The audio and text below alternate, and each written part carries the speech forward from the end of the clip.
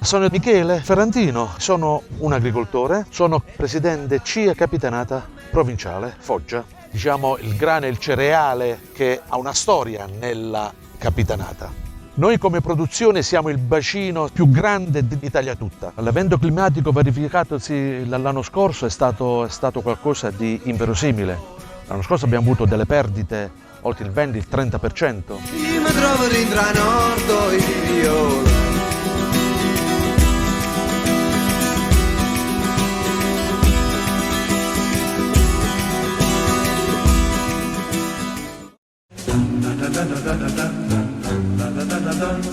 Andiamo a mietere il grano, il grano, il grano.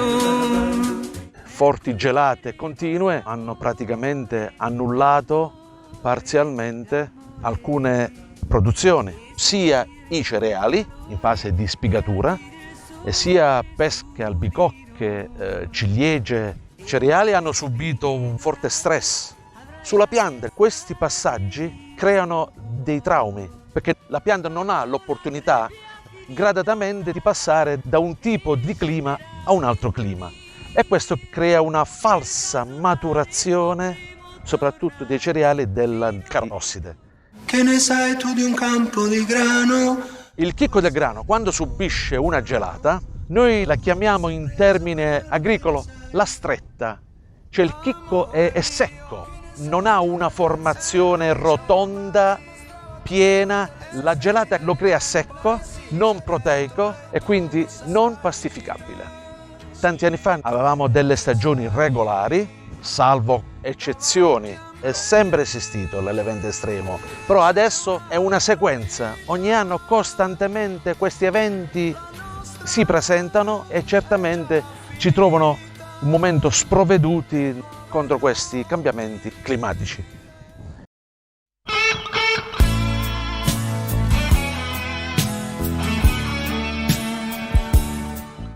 La ricerca ci può dare una grossa mano. Abbiamo un istituto che è eccezionale, il CREA, che potrebbe fare grandi cose, potrebbe trovare una soluzione, cereali, piante che possano resistere a questi cambiamenti climatici. La falce non fa più pensare al grano. Il grano invece fa pensare ai soldi. Mi chiamo Anna Maria Mastrangelo, sono una ricercatrice del CREA. Il CREA è il Consiglio per la ricerca in agricoltura e l'analisi dell'economia agraria ed è il principale ente di ricerca italiano dedicato alle filiere agroalimentari. Questi cambiamenti nella temperatura e nell'umidità stanno portando sempre di più all'insorgenza di nuove razze di patogeni fungini, come ad esempio le ruggini del frumento, e sono in grado di attaccare anche varietà di frumento duro che erano geneticamente resistenti alle vecchie razze di patogeni.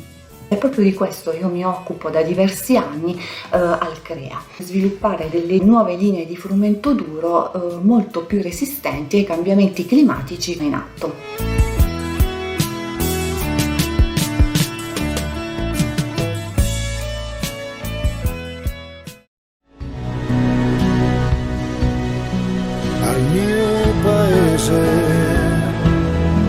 È ancora giallo il grano a braccia tese verso l'eternità.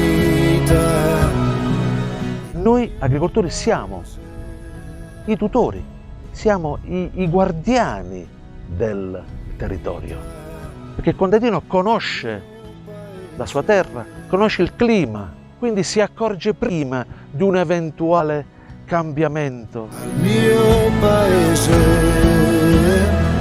vedo fiorire il buono, le botte prese non le hanno rese mai.